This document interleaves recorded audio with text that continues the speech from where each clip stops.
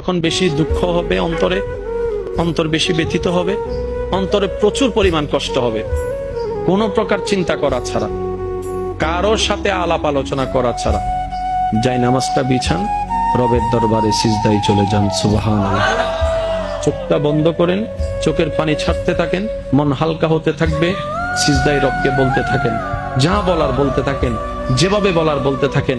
মনে রাখবেন, আপনার সেই মনের বেতার ভাষা হতে পারে আপনার রক্ত বুঝবে না, আপনার ভালোবাসার মানুষ বুঝবে না, আপনার প্রিয় মানুষ বুঝবে না, কিন্তু আপনি যেভাবেই বলেন না কেন, আপনার প্রত্যেকটা শব্দ আপনার রব্বুল আলামিন বুঝবে। সুবহানাল্লাহ। আপনি যখন ওনাকে দুঃখের কথা বলবেন, উনি আপনার দুঃখটাকে হালকা করে দিবে, সেই দুঃখের খবর প্রকাশ করে আপনাকে কখনো বেইজ্জত করবে না। আর আপনি যখন সুখের খবর পেয়ে রবের দরবারে সিজদায় চলে যাবেন, তখন আল্লাহ তাআলা খুশি হয়ে আপনার সুখটাকে আরো বাড়ায় দিবে।